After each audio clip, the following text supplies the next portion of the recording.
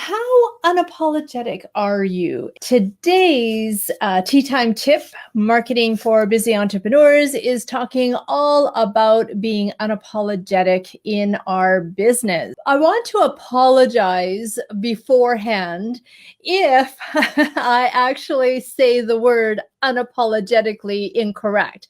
I have been tripping over that word for weeks now in preparation for going to an event that I attended on Saturday. And actually, it was at that event that prompted me to have this live broadcast today. So right off the bat, I'm giving you an apology for tripping over a word, but I've been doing pretty good. Maybe I practiced enough, but I did attend the Unapologetically Her event on Saturday, where Arlene Dickinson was the keynote speaker. Now, if you're in the States, you may not know who Arlene Dickinson is, but up here in Canada, she's a pretty big deal. She's one of the judges on the Dragon's Den, which is the equivalent to the Shark Tank down in the States. The Dragon's Den is also in Great Britain. Actually, that's where it originated from. And then Canada took on that franchise, and then the States created something very similar after that. And so we got to see Arlene Dickinson at that event, and it was pretty inspirational and empowering. And as soon as you walk into the conference center, we were asked to write down what we are unapologetic for. I would love to hear from you. What would you have written on that mask if you were attending that event? I wrote down, I was unapologetic for actually taking the day off of work. And this was a Saturday, but yeah, sometimes there's that tug of, oh gosh, can I really afford to take a full day off of work and go and attend an event like that? And notice I'm wearing my unapologetic sweatshirt that I picked up while I was there. I thought it was pretty apropos to be wearing that today as we talk about being unapologetic. So what does being unapologetic mean to you, both personally and professionally? But we're kind of talking in the context of running your business. And by the way, if you could do me a favor, if you know of anybody who attended the Unapologetic event, or maybe could have or should have or wanted to,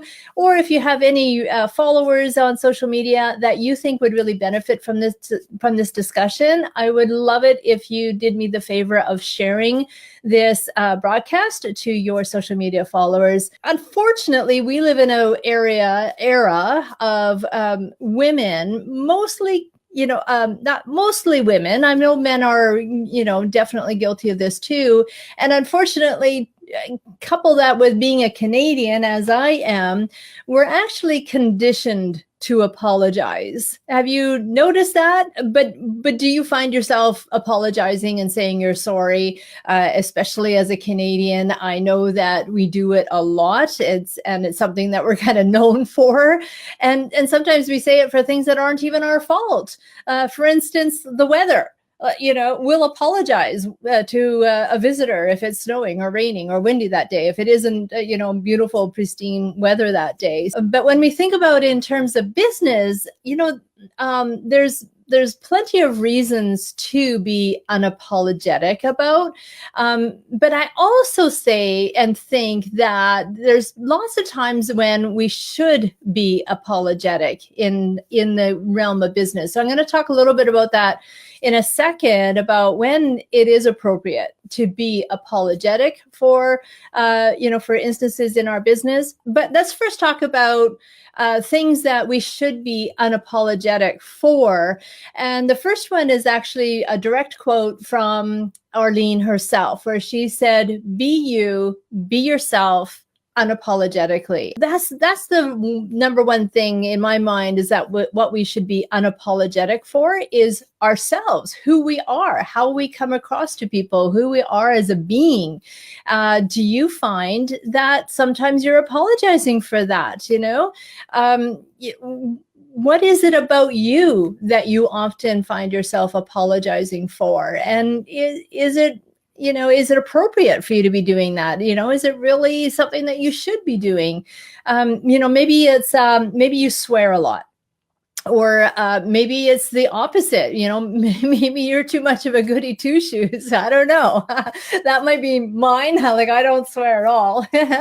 But maybe you don't dress as the part of what you think or what others think you should be dressing as. Are you apologizing for having tattoos or too many piercings or, purple streaks in your hair? I don't know. You tell me. There's actually lots of benefits to being unapologetic for who you are, how you come across in your brand. Like right now, you are seeing me. This is me. This is my brand. And I'm unapologetic for it, as you can see. So I'm not going to apologize for how I look or how I dress or how I speak. This is who I am. This is my nature. And so the benefits to looking at it from that perspective is that you don't have to pretend. And again, I know from a female perspective, often we feel very insecure on the inside, and that makes us feel like we should pretend to be someone else, somebody that we respect or admire, and we pretend to come across as like they are because we feel like we're not good enough, and that is something that really is demeaning, right?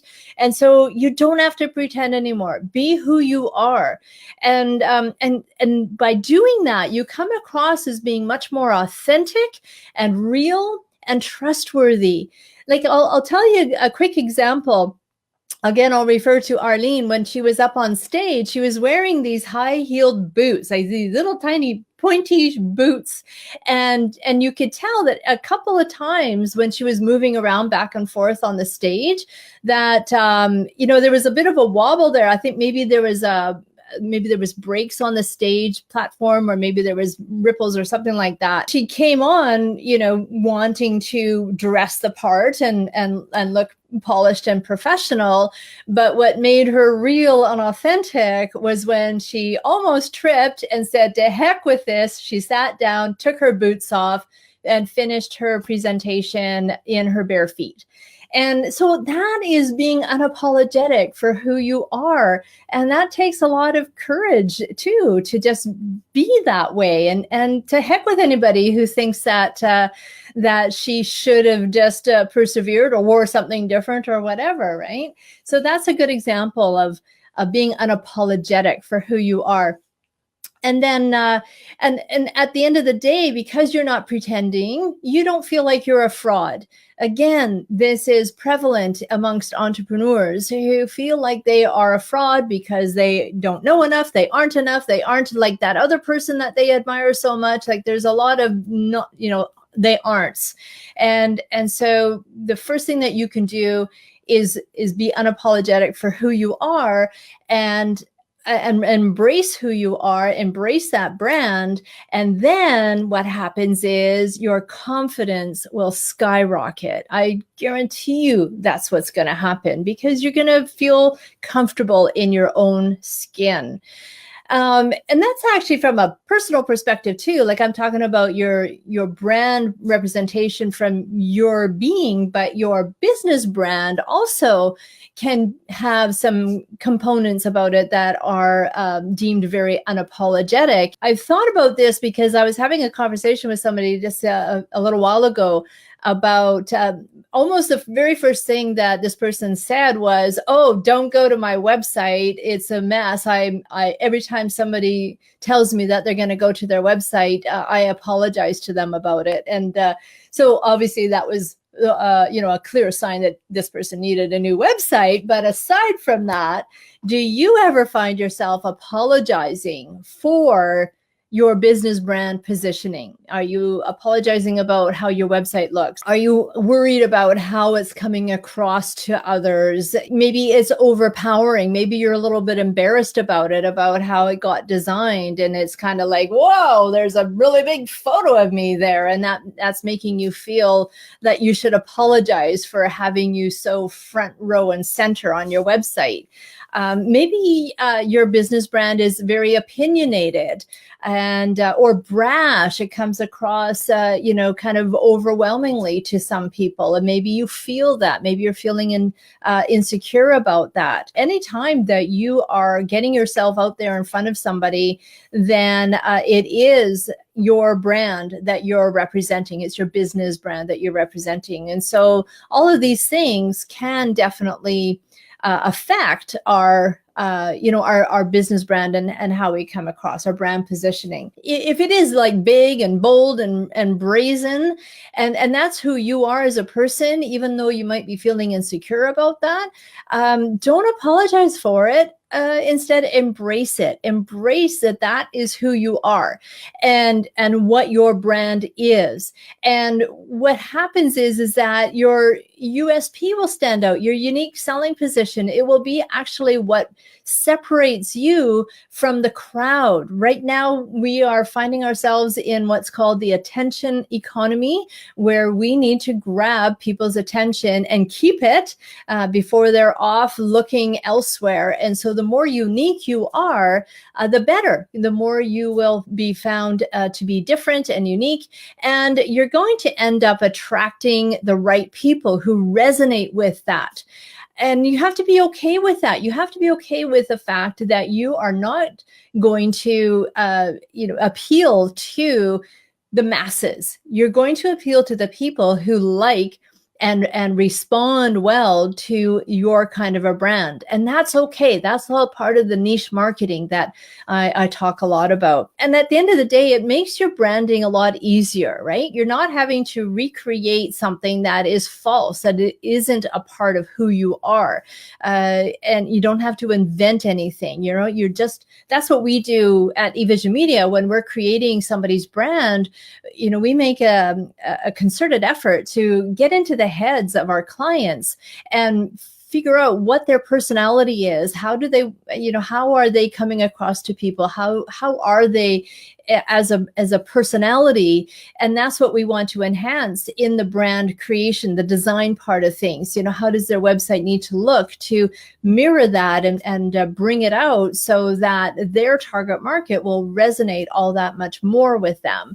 And we've come up with some designs over the years that, like, I personally would not want to have as my own thing, but it was a perfect thing for them. And that's the whole thing about branding, is making sure that it's resonating properly with you. We're talking about being unapologetic, and I think it's really important also to address that there are definitely times when we should be apologetic. We can't mistake being empowered as being the same as being unapologetic. I think that those are two distinct, separate things, and it's important not to just go about your day being unapologetic and thinking that you're being empowered, but at the same time, there might be things that are coming up where you should be apologetic for. And actually, for the last few episodes of our Tea Time Tip, we've been talking about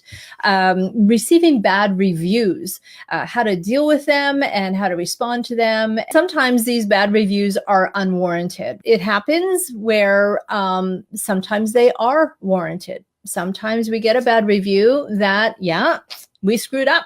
So when something like that happens, it's appropriate to apologize, is it not?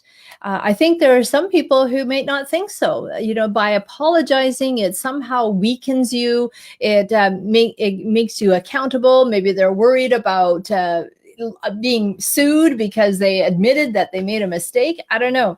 But I think it goes all back to being authentic and real, right? And if you truly did make a mistake, then own up to it. Take responsibility for it and apologize and do what needs to be done in order to make it right again. And at the end of the day, that is definitely a time when being apologetic is appropriate. What about when you've hurt somebody or offended somebody, or maybe was rude, even if it wasn't intentional, but you found out that whatever you said, did, whatever, was adversely affected by somebody? Is that a time that you should be apologizing? And I believe that it should. You should be apologizing for stuff like that. And in fact, when we were at the event, there was a table of, I think they were probably having a little bit too much wine, and they were quite near us, and they were very loud. Like even during Arlene's talk, this table was chatting and making noise and laughing and giggling. And it was rude. At the end of the day, it was rude, and it was disrupting everybody else who was sitting near them, who were trying to focus on the stage. They were asked to try to, can you please settle down? We're trying to focus on on what's going on the stage. And the response back was definitely unapologetic, and they continued on. And so it's unfortunate. So try not to take the unapologetic mantra to the nth degree, where you feel that you can say, do, and be anything and never have to apologize ever again, because that's not the same thing, in my opinion anyway. By owning up and facing the responsibility of the times that we do and should be apologizing for whatever, there's a lot of good things that happen from that. And it will actually make you feel better, one thing, and the client will feel like, if it is a client situation, they'll feel like they've been heard and listened to. And many times when somebody complains, really at the end of the day, that's all they're wanting. They just want to know that they've been acknowledged and that they've been heard, and bonus points when things can be rectified. By doing that, you're salvaging your business reputation too. If you kind of blatantly don't apologize and just ignore or lay blame, like we talked a lot about that in the negative reviews call or the show, is your business reputation will be tarnished as a result. You have no control over what gets said about you behind your back after the fact. Whether the error was extensive or not, sometimes that relationship can be repaired and you can move on.